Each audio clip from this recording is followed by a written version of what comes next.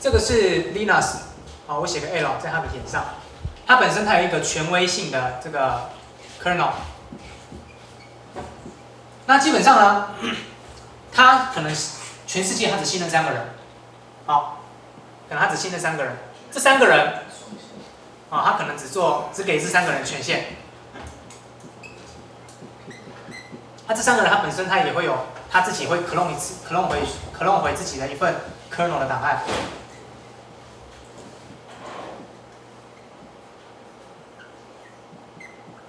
好，注意哦。然后当然这几个人他们各自又会有自己各自信任的开发者，所以就这样子树状一路下去。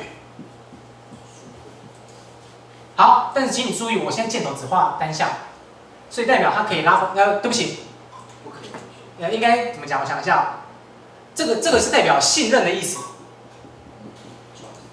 好，信任 trust 的意思。但是他回来都要用所谓的，就是有点类似我们刚刚操作的，就要用 pull request。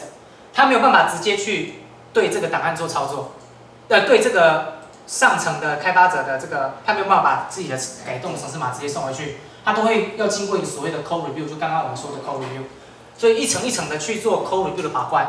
那 Linux 它本身信任这3个人，所以他认为这3个人所送回来的 pull request 一定是安全，所以他可能只是稍微看一下有没有大问题。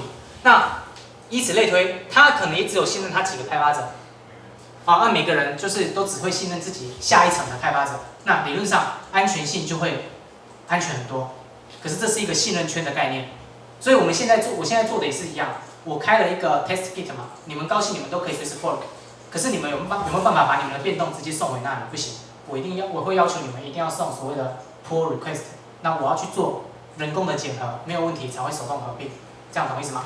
所以我们现在做的是这个模式，那这个模式有个好处。如果文宏老师他改了某个档案的其中几行，嘉豪老师也改了某个档案中的其中几行，这2个改到同一行，那到时候这个冲突谁要处理？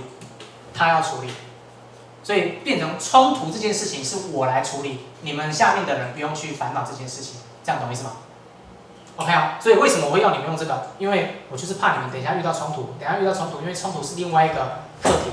那如果冲突这个东西你们现在就遇到了，那后面的就整个就乱掉。好，所以接下来我们来看一下，我现在应该收到了大部分人的这个 pull request。之后这个画面就会跟你，如果你是跟别人协同开发，你也会看到。来，我们来看一下我的 test kit 吧。好，在我的 test kit 这里，右边有个叫做 pull request， 代表有7个人送了 pull request 给我。来，我来看一下。好，总共有几份了？从最旧的到最新的，下面都有时间，所以你判断不出来谁救谁军，看这个时间也会知道。好，所以哇，总共7份，我就开始做人工检核了。好，这是预库，这是当时我看一下哦，我看了一下联盟有问题，然后改了一个这个东西，我就可以直接点这个数字，去看一下改什么。哦，只改了1行。好，没有问题，我回上一页。GitHub 会自动帮你检查，它可不可以自动合并？可以自动合并就代表没有冲突发生，所以你就可以直接按 merge pull request， 代表我要直接跟它合并。所以我按完这个按钮之后，我的 test kit 本来只有 readme 和 VDM5， 我按完了之后，好，问你有没有问题？然后因为这个按完之后，它会产生一个新的 commit， 那看你这个 commit 要不要沿用那个原本的它送过来的。如果一样要用的话，就直接按 confirm merge。自动帮你做 merge 完之后重新整理，有没有看到 VD5 就跑出来了？好，再来下一个，跑到这边来，好，这个我们来合并下一个 pull request， 下一个是 Alex 的，点进去看，好，看，好，这个我需要的话就直接，这不是 preview。一样，直接去看一下，直接这里面内容，我用新视窗开启。好，开始讲，我写进这里吗？好，没有问题，就直接按 merge pull request， 确定没问题，按 confirm merge。好，我一路按完了，我一路把它按完。好，这个是 mouse 5，好，一样没有问题，直接按 merge pull request。注解你可能类似。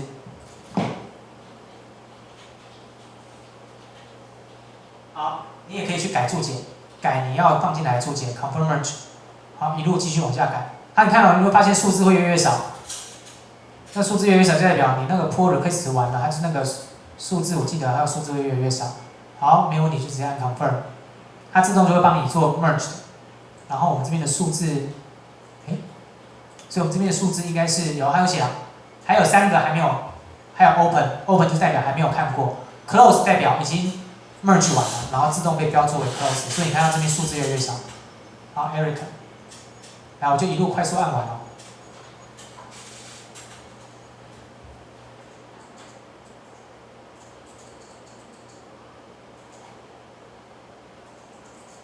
好，假设看到这个嘉豪老师看到这个档案，这个嘉豪老师这样写，觉得不太好，所以你就私下跟他沟通。嘉豪老师哪来？人在吗？在。哦，在。所以现在我现在要模拟另外一个事情，就是这要模拟吗？是这样，现在嘉豪这边他那个做了一次 commit， 比方我可能会觉得说，他还需要改其他东西，所以这时候嘉豪他可以继续在他的这个程式码里面继续做 push 完之后，我这边会看到新的变动，所以它这个不是静态的哦。当嘉豪他那边还在继续做更改、继续做 push 的时候，我这边其实同时会看到新的东西出来。所以他如果比方说在这个时间点，觉得嘉豪写这样子不太 OK， 我可能就是私下跟他沟通，那可能哪里可以改一下。他可能改一改，他 push 完之后，隔天我再看一下，这边就会多出新的 commit， 看完了没有问题，再直接按 merge pull request， 那按完之后，你就可以看到我把所有几个这边回来之后，在这边 test kit， 好，我这边就全部合并完了，看一下最后的结果。所以其实我们现在已经完成了一个1、2、3、4、5、6、7个人协同开发的一个工作。当然，现在我们模拟的是一个美好世界，完全没有冲突。等一下我们要来示范一下，要来让大家练习一下。其实最怕就是冲突，但冲突一点都不怕。当然，这个是直接靠 GitHub 做到所谓的多人协同开发。我们刚刚做到7个人的协同开发。那等一下我们要做的冲突练习是直接在本机端就可以练习。所以回去你要是学校的其他电脑老师都愿意支持你的话，你们应该就是一起上去 GitHub 开账号，以后所谓的协同开发就用这样的模式去开发。好，那冲突什么时候会遇到？冲突也是多人开发的时候才会容易遇到。你一个人开发会不会遇到冲突？会，但几率很少，因为你通常不会自己去改同一份档案的地方2次。好，那等一下我们中间休息个5分钟，然后呢，我们等一下就要来正式的练习一下冲突这件事情是什么时候会发生，发生的时候要怎么解决，然后才可以让这个冲突这件事情顺利的得到完美的解决。好，我们先休息一下，要上厕所赶快去哦。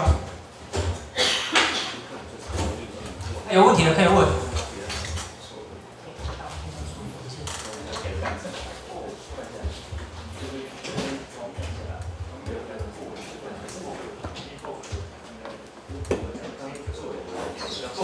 不会，对，